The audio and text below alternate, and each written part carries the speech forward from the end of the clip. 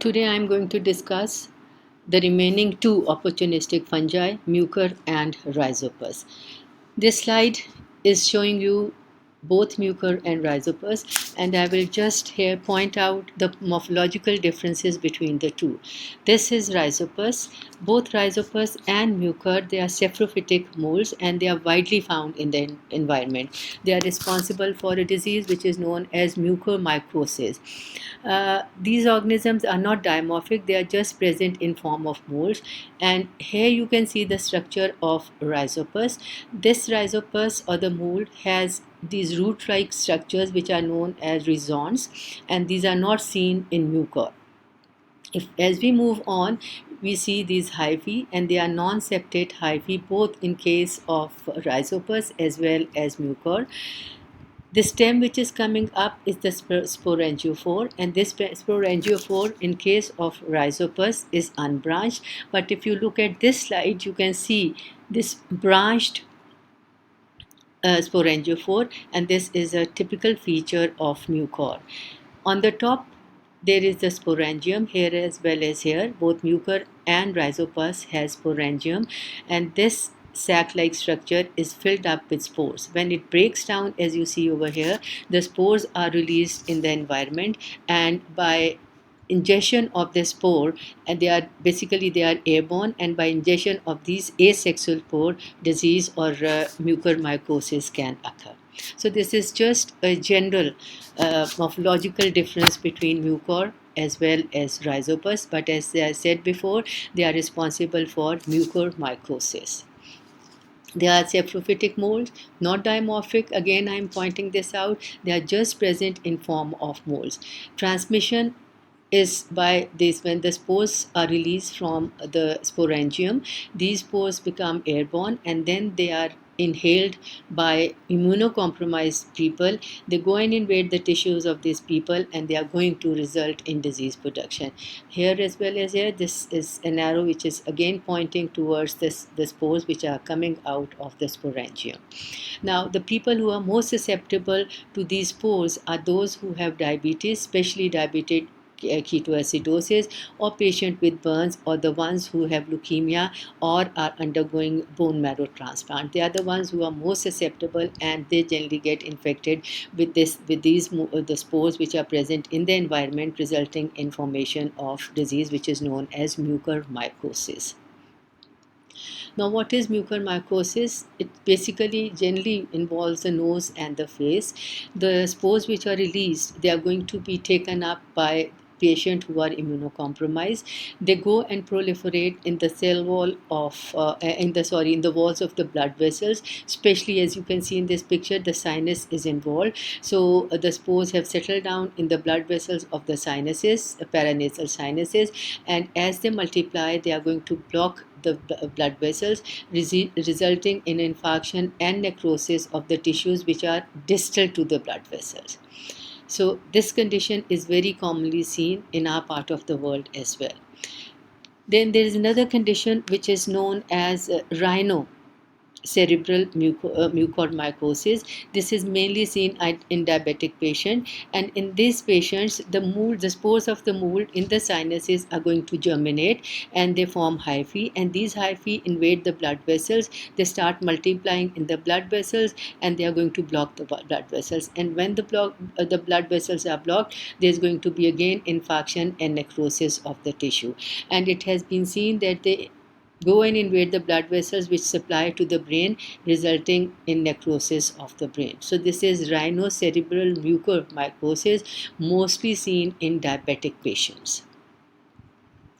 Coming to the lab diagnosis, the best method is taking biopsy of the infected tissue, or we can also put up the cultures. But there's a disadvantage of putting up cultures, because these are very long cell, and injury to any part of this long cell will result in inhibition of the growth.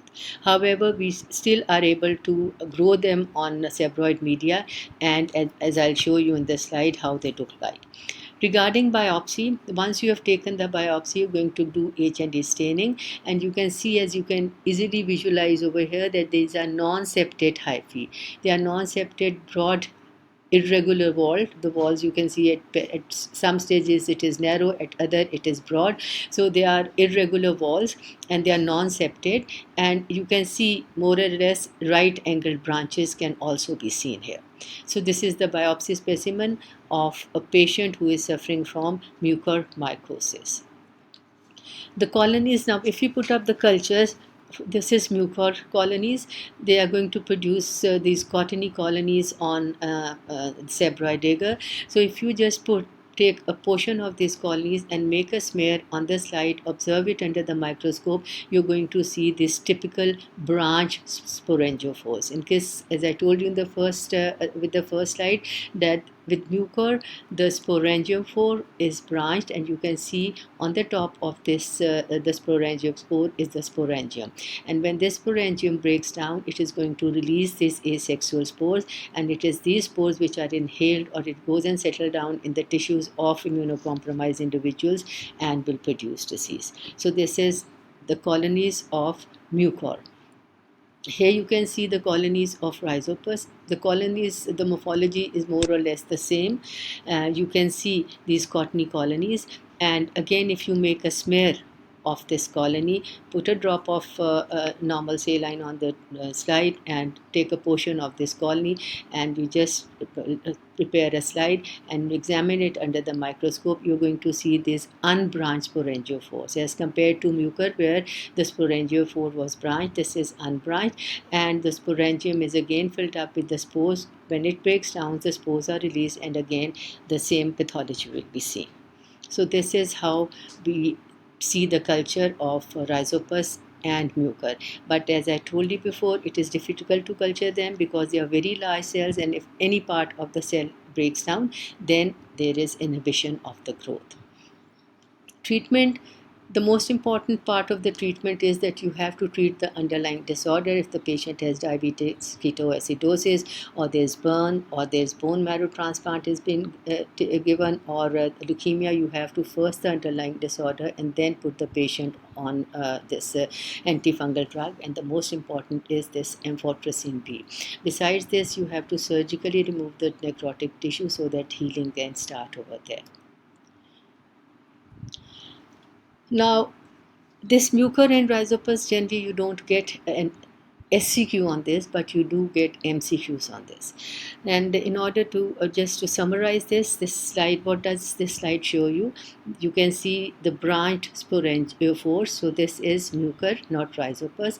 And on the top you can see the sporangium, which is filled up with spores. And when these spores are released, they are going to be taken up by immunocompromised individuals, and they go and invade the tissues of these people, and they proliferate in the walls of the blood vessels, especially in the paranasal sinuses, and they cause infarction and necrosis of the tissues which are distal to these vessels. And then I told you about Rhino cerebral mucosis, and I said that this is mainly seen in diabetic patients, and again the pathology is the same, that the spores in the sinuses are going to germinate. They form hyphae which invade the blood vessels, especially the blood vessels which are being supplied to the brain. And then we discussed the lab diagnosis, and I told you the biopsy specimens are very important, and there with the biopsy specimen you see non-septate hyphae with broad irregular walls, and at times right angled branches may be seen. And the culture is going to show you cottony colonies, and if you make smear of these cottony colonies, you will be able to visualize this typical picture would be seen, that the sporangiophores would be either branched or unbranched, and then you can see the sporangium with the filled up with the spores. So this is all about Mucor and Rhizopus, and I have given you 2 MCQs, and you're going to mark your attendance by answering these MCQs. The first MCQ is regarding an immunocompromised individual who suffers from fungal diseases. Which of the following is the least frequently associated fungus? You have to find out the one which is not causing disease in immunocompromised individuals. And here the second MCQ is that the patient has poorly controlled diabetes, and all the signs and symptoms of nasal paranasal sinus involvement is seen, and the culture has revealed Rhizopus specimen. So what is the most important implication of this finding? So you have to look at all the options and then come up with the final answer. So this is all about Mucor and Rhizopus. Thank you very much.